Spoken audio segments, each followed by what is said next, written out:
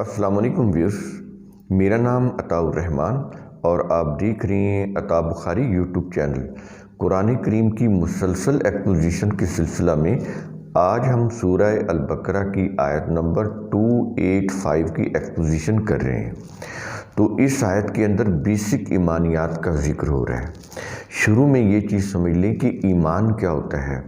ایمان یہ ہوتا ہے قرآن کی روح سے کہ اللہ کی جتنی بھی احکام ہیں ان کو عقلی طور پر سمجھنا اور پھر ان کے اوپر یقین رکھنا، یعنی عقل کی روح سے ان کے اوپر غور و فکر کرنا، سمجھنا۔ پہلے تو ان کو سمجھنا، عربک جو اس کی ٹیکسٹ ہے اس کی روح سے سمجھنا۔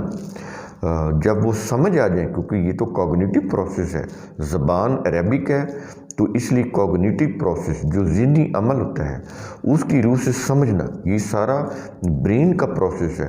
عقلی طور پر سمجھنا، پھر اس کو اپنے دل میں اتارنا، اس کے اوپر یقین رکھنا کہ یہ جو قوانین ہے صداقت پر مبنی ہے، انسانیت کی بہتری کے لیے ہیں۔ اگر ہم ان کو فالو کریں گے تو ہمیں عافیت ملے گی، ہمیں فلاح ملے گی۔ اگر ہم ان کی وائلیشن کریں گے تو ہمیں نقصان ہوگا۔ تو یہ ایمان ہوتا ہے۔ تو یہ بیسک ایمانیات کا ذکر ہے، کن کن چیزوں کے اوپر ایمان رکھنا ہے۔ قرآن کریم نے وہ بیسک چیزیں بھی بتائی ہیں اور آگے پھر یہ بھی بتایا ہے کہ جو رسول ہوتے ہیں کہ ان کے درمیان کوئی فرق نہیں ہوتا، وہ سب کے سب اللہ کے رسول ہوتے ہیں، تم ان کے درمیان میں کوئی فرق نہیں کر سکتے۔ تو شروع کرتے ہیں اس آیت کو۔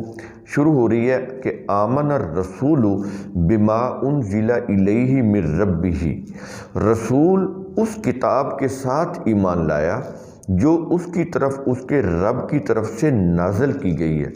اللہ کی طرف سے جو نازل کی گئی رسول اس کے اوپر ایمان لایا۔ یہ چیز قرآن کریم کیوں کہہ رہا ہے کہ ایمان رکھنے کی چیز جو ہے وہ صرف اور صرف کتاب اللہ ہے۔ انبیاء بھی اسی کے اوپر ایمان لے کر آئے۔ اس وقت دنیا کی کوئی تحریر یا کوئی بھی قانون یا عقیدہ یا مذہب اس کے اوپر ایمان نہیں لے کر آئے۔ کس کے اوپر؟ جو صرف اور صرف کتاب اللہ میں جو کچھ کہا گیا اس کے اوپر ایمان لے کر آیا۔ ہر رسول نے یہی کیا۔ تو آخری نبی محمد صلی اللہ علیہ وسلم انہوں نے بھی یہی کیا کہ صرف اور صرف کتاب اللہ کے اوپر ایمان لے کر آئے اور کسی باقی چیزوں کے اوپر نہیں۔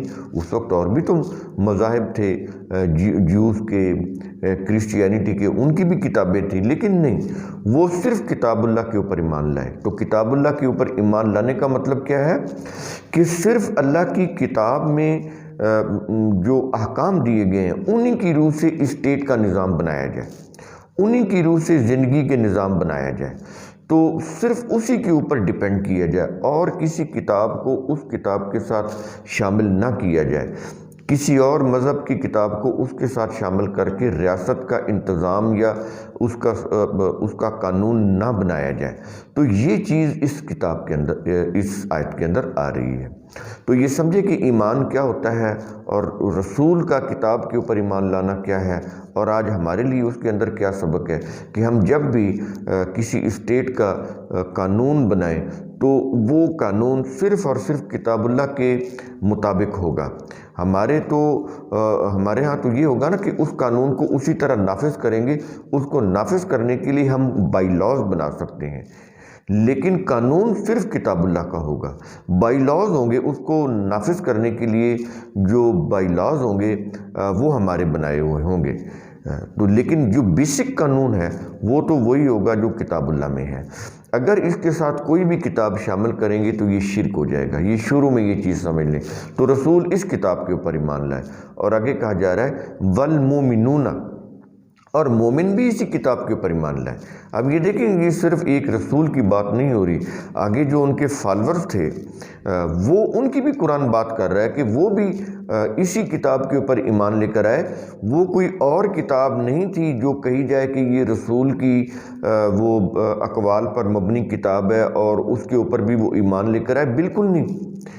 وہی کتاب جو رسول ان کو دے کر گئے اسی کتاب کے اوپر مومنون، اور اس میں پہلے نمبر کے اوپر تو رسول صلی اللہ علیہ وسلم کے صحابہ آتے تھے، تو انہی کو مخاطب کر رہا ہے۔ تو جب بھی مومنین قرآن کہتا ہے یا مومنون کہتا ہے، ایک ہی بات ہے، مومنین یا مومنون، یہ جمع ہے مومن کی، تو اس میں جو سر فہرست ہیں وہ تو صحابہ کرام میں آئیں گے، جو قرآن کے اولین مخاطب تھے، جو نبی کریم صلی اللہ علیہ وسلم کے ساتھ تھے۔ تو وہ کہتا ہے کہ وہ بھی اسی کتاب کے اوپر ایمان لائے جو رسول کو دی گئی، کسی اور کتاب کو انہوں نے اس کے ساتھ شامل نہیں کیا کہ یہ رسول صلی اللہ علیہ وسلم کی اقوال کی کتاب ہے، بالکل نہیں۔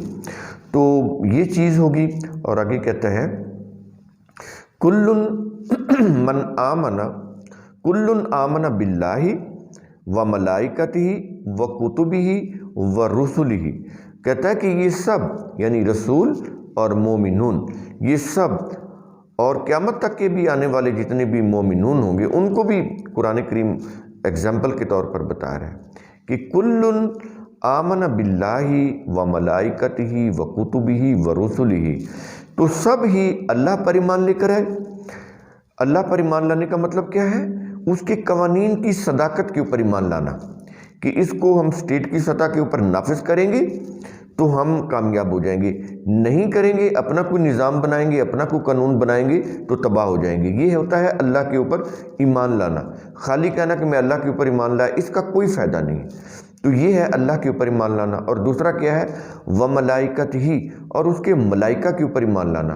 تو ملائکہ کے اوپر ایمان لانے کا مطلب کیا ہے؟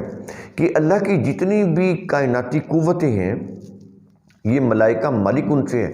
مالک ان کا مطلب ہوتا ہے قوت، طاقت، اقتدار۔ تو اس کی جتنی بھی ملائکہ ہیں ہماری اس عالم خلق کے اندر، جس میں ہم پیدا ہو رہے ہیں، چیزیں پیدا ہو رہی ہیں، فصلیں پیدا ہو رہی ہیں، تو کہتا ہے اس عالم خلق کے اندر جتنے بھی ملائکہ ہیں اس کے اوپر ایمان لانا۔ وہ ملائکہ کے اوپر ایمان لانا کیا ہے؟ پہلے تو یہ کہ وہ ملائکہ کیا ہیں؟ جیسے زمین کی کش ثقل، یہ ملائکہ میں سے ہیں۔ جیسے میگنیٹک فورس، مقناطیسی قوت، یہ ملائکہ میں سے ہیں۔ ایسے الیکٹرو میگنیٹک فورس، یہ بھی ملائکہ میں سے ہیں۔ سورج کی یہ جو حدت ہے یہ بھی ملائکہ میں سے ہیں۔ تو اسی طرح آکسیجن، ہوا کے اندر آکسیجن، یہ بھی ملائکہ میں سے ہیں۔ اگر یہ بند ہو جائے تو ہمارا دم گھٹ جائے، ہماری موت واقع ہو جائے، یہ ساری چیزیں ملائکہ میں سے ہیں۔ سورج کی حرارت سے سولر انرجی ہم نے پیدا کی، یہ ملائکہ کے اوپر ایمان ہے۔